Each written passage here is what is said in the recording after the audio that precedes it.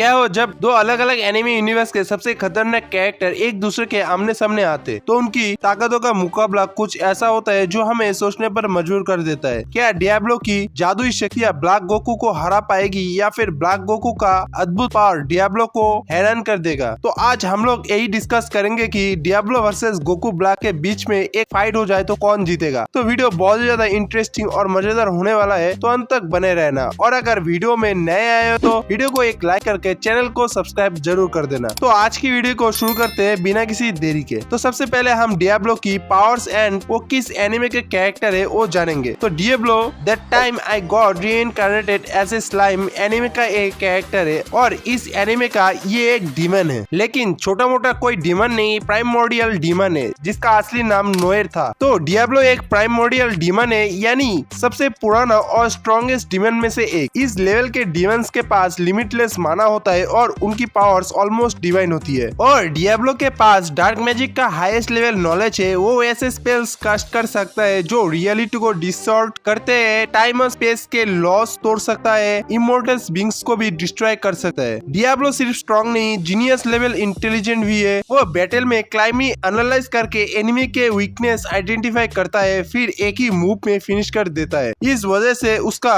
Fighting style एलिजेंट और terrifying दोनों है। डियाब्लो का बॉडी और सोल दोनों ऑलमोस्ट इमॉर्टल है। नॉर्मल वेपन्स या लो लेवल स्पेल्स उसे डैमेज नहीं कर सकता। वो रीजनरेट भी कर सकता है अगर हार्ड हो जाए तो। एनिमे और मांगा में हिंट्स मिलते हैं कि उसके पास एक अनलिमिटेड स्किल भी है जो विजडम, कंट्रोल और एब्सोल्यूट ऑर्डर के कॉन्सेप्ट से लिंक्ड है। ये उसे और भी डेंजरस बना देता है। और सबसे यूनिक बात, डियाब्लो रिमूड से पूरे डिवोशन रखता है। उसके लिए रिमूड एक देव जैसा है और वो बिना हेजिटेशन रिमूड के लिए कुछ भी कर सकता है, चाहे पूरा वर्ल्ड जलाना हो। और अब हम लोग समझेंगे विजडम, कंट्रोल और एब्सोल्यूट ऑर्डर के बारे में। तो नंबर 1, विजडम माने तो बुद्धि या फिर कहूँ ज्ञान का साथ। डियाब्लो की सबसे बड़ी स्ट्रेंथ उसका दिमाग है। वो हर सिचुएशन को शांत दिमाग से समझता है, एनिमी के मूव को प्रेडिक्ट करता है और किसी भी स्पेल या स्किल का वीकनेस तुरंत एनालाइज कर लेता है। यही कारण है कि उसे विजडम के कॉन्सेप्ट से जोड़ा गया है। उसका दिमाग एक चलती हुई डिवाइन मशीन की तरह है। डियाब्लो मैजिक और एनर्जी के रूल्स को समझकर मैनिपुलेट कर सकता है,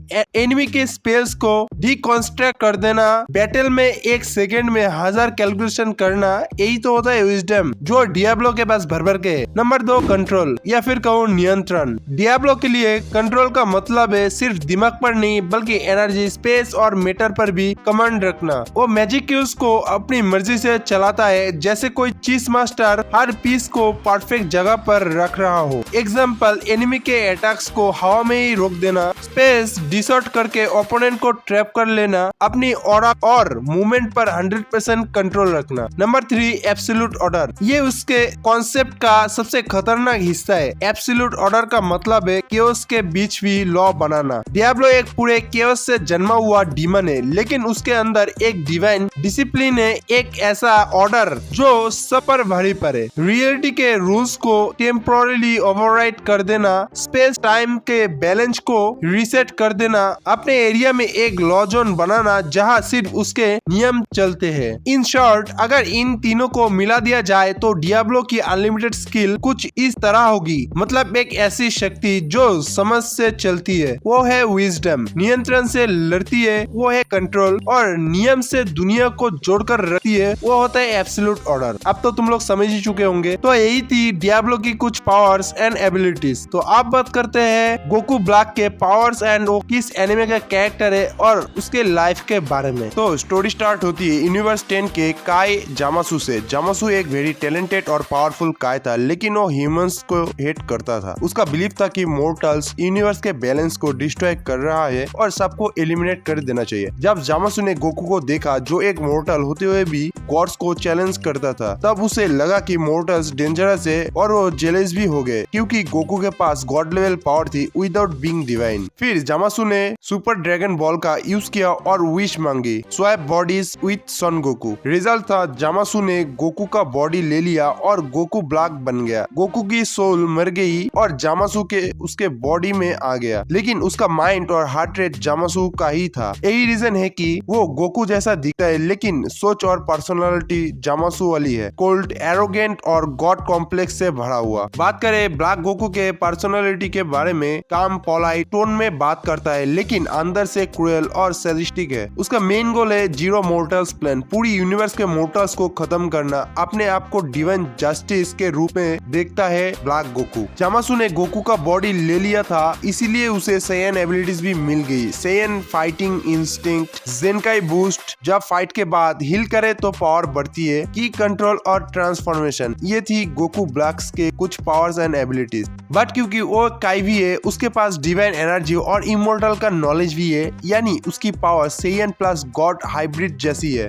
जामासु के मेन एबिलिटीज एंड अटैक को समझते हैं। नंबर 1, डार्क की। नॉर्मल सैयन्स के पास ब्लू और गोल्डन ओरा होता है, लेकिन गोकू ब्लैक का की डार्क पिंकेस्ट पर्पल होता है, corrupted divine energy. 2, violent energy blood. वो अपने हाथ से पिंक एनर्जी स्वॉर्ड बनाता है, जिसे एनर्जी साइक भी कहते हैं। ये स्वॉर्ड स्पेस टाइम को भी कट कर सकता है, जिसे पैरेलल रिफ्ट ओपन हो जाता है। 3, इंस्टेंट ट्रांसमिशन। ओरिजिनल गोकू के बॉडी होने के वजह से वो टेलीपोर्टेशन टेक्निक्स यूज कर सकता है। 4, जेनकाई बूस्ट एब्यूज। जितनी ज्यादा वो फाइट करता है, उतना ज्यादा स्ट्रॉन्ग होता है। हर डैमेज के बाद उसका पावर्स एक्सपोनेंशियली ग्रो करता है। 5, कामेहामेहा पिंक वर्जन। गोकू के टेक्निक का अपना dark version pink colour Kamehameha भी है, जो हम लोगों ने सीरीज में देखा था। और गोकू ब्लैक के पास 4 ट्रांसफॉर्मेशन है। Number 1, base Goku black. ये उसका नॉर्मल फॉर्म है, जामासु के कंट्रोल में गोकू का बॉडी। इवन इस फॉर्म में भी वो सुपर सैयन 2 लेवल का ओपोनेंट्स को इजीली डिफीट कर सकता है। 2, सुपर सैयन रोज। ये उसका गॉड की वर्जन सुपर सैयन ब्लू है। नॉर्मल सैयन जब डिवाइन एनर्जी के साथ ट्रांसफॉर्म करता है तो ब्लू फॉर्म मिलता है, लेकिन जामासु की करप्टेड डिवाइन एनर्जी होने के वजह से कलर पिंक एंड रोज हो जाता है। इसकी appearance pink hair, red pink aura, calm but god like demeanour, power equal और strengthly above super Saiyan blue Goku